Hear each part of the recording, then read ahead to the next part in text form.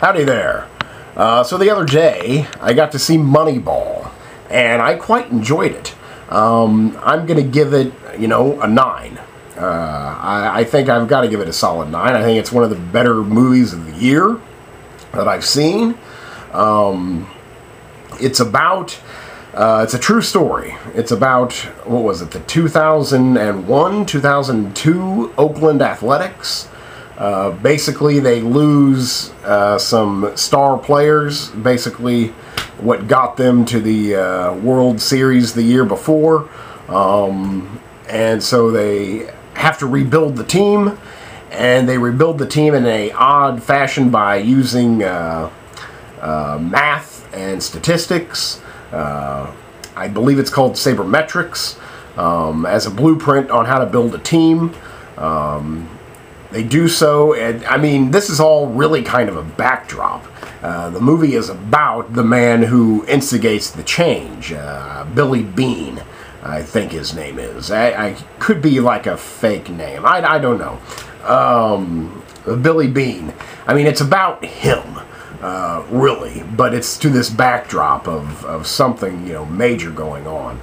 I read a good quote about this film that this movie is about baseball, like The Social Network was about the internet. It's more about the people that are in it. It's a behind the scenes, behind the curtain look at this sport and the way it's, the hierarchy of it, just the way it works. And again, it's about his life. We also get to see a little bit about what's going on, behind the scenes in his life. Let's see. Stars Brad Pitt, Jonah Hill, Robin Wright, Spike Jonze, Philip Seymour Hoffman. The guy, I can't remember his name. He's from Parks and Rec. He's in there. The guitar player, Shoeshiner. I guess those are the big name. It's written by Steve Zalian and Aaron Sorkin, which I believe that a film is only as good as its screenplay. The screenplay has to be bedrock on which to build, and if it's not, it's going to show. And really, you've got Steve Zalian and Aaron Sorkin, who are, in no exaggeration, like titans in Hollywood in terms of writers. They really don't get much bigger, and I highly doubt that the two of them worked together. I kind of see this more as like a rewrite situation. But Steve Zalian, I believe he won for Schindler's List. He's written many other films. Aaron Sorkin just won last year for Social Network. So you've really got this dream team of writers on the film. And this film has been through many directors, many incarnations. So I don't know, how long or, again, what that writing process was with the two of them. But again, it's like, a dream team of writers, the two of them. And that reflects, every character seems fleshed out. Many characters, aren't in it much, but they have time to express their desires, what they're thinking. You seem to know that about every character. One of the characters, Jonah Hill, even though this is a true story, Jonah Hill's character did not exist. He is a composite character of about 3 people. So that's interesting, and even that seems fully realized, and he does kind of seem enigmatic. The Jonah Hill character just kind of sits there waiting to be spoken to or to say something. He knows, is waiting for his time to speak. We definitely don't get to see much about his personal life because, well, he didn't have a personal life because he didn't exist. But he's there to play off of Brad Pitt, and more accurately his character, Billy Bean. I think this is Brad Pitt's, maybe his best performance. Certainly his most in-depth. He's practically in every scene. You know, I don't think, like, verbatim he is in every scene, but, I mean, he's pretty much in every scene. He carries the film. The film is about him. He was also an executive producer of this film. This is like his baby. He's wanted to make this film for a long time. He stuck through it with all the directors. So this is basically Brad Pitt's project.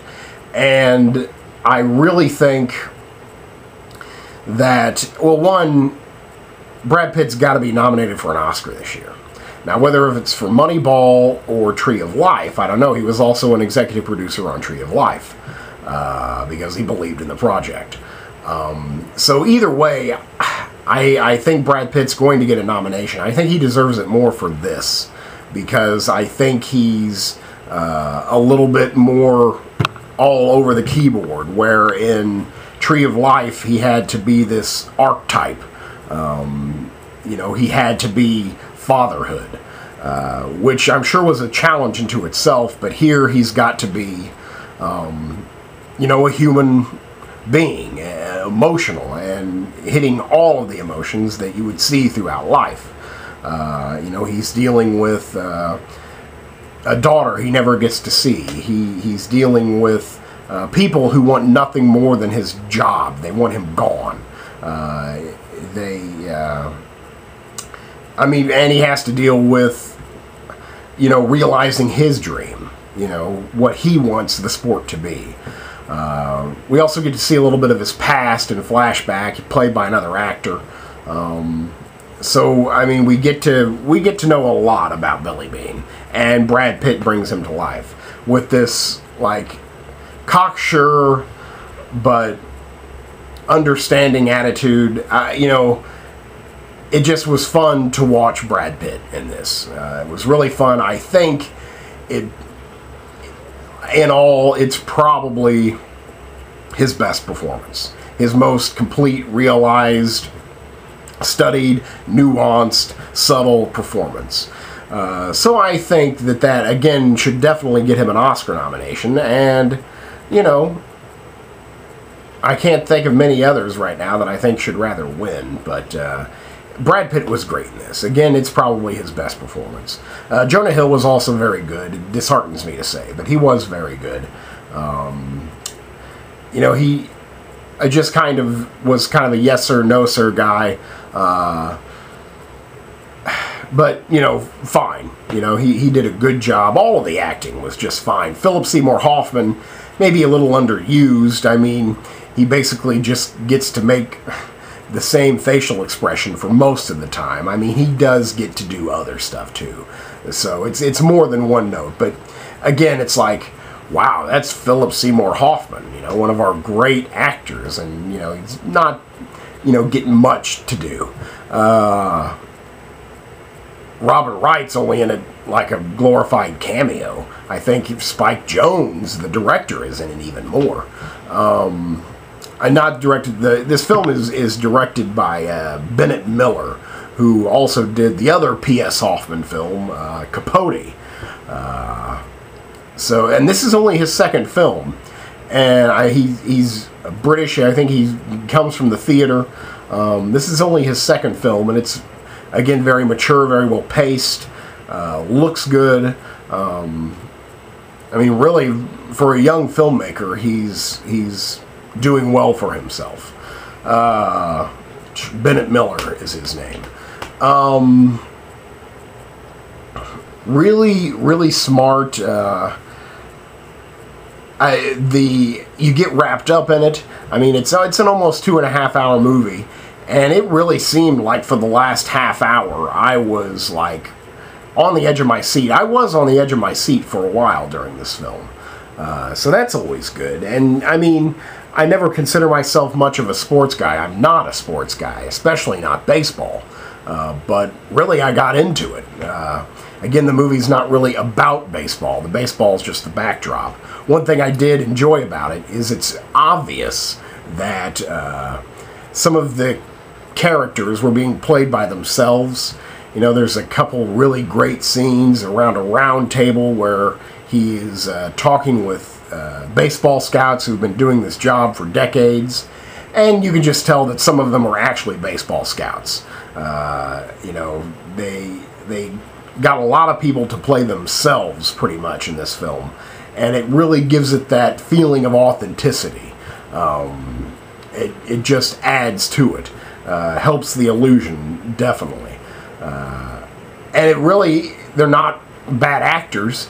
I could tell that they were not actors, but it just, you know, they're talking about what they talk about every single day of their lives. So it's very natural. But I could tell right away they weren't actors. Really, really good, really poignant. He has this relationship with his daughter. I mean, you only get to see it here and there, but it's obviously very important to him, and it pretty much sums up. It's pretty much the climax of the picture, and it's very touching at the end, very emotional at the end.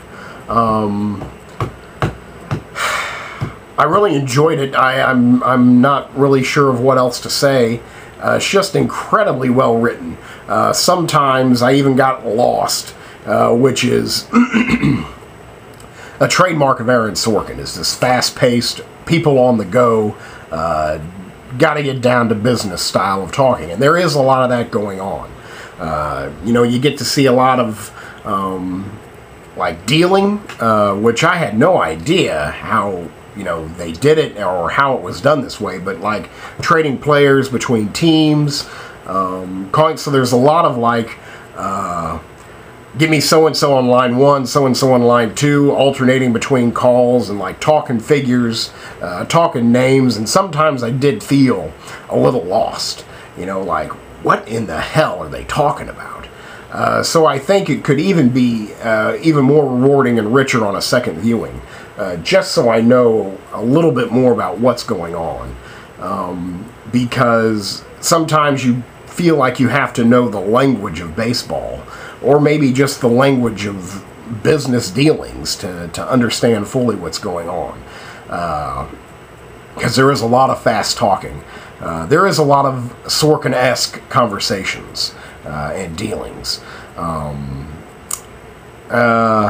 But really it focuses on the human side, the characters.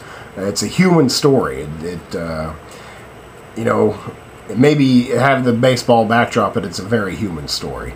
And again, perhaps Brad Pitt's best performance. You know, I think he deserves some recognition this year, and I have a feeling he just might get it. So I guess that's all I got about that. Gorgeously shot. You get to see some great baseball footage, beautiful scenery of fields, you know, empty stadiums, you know, stuff that you don't get to see in normal life. So that's also cool. Just a really, really, really good movie. Really good movie. Again, a solid 9, I think. One of the better films I've seen this year. And that's Moneyball. Thanks.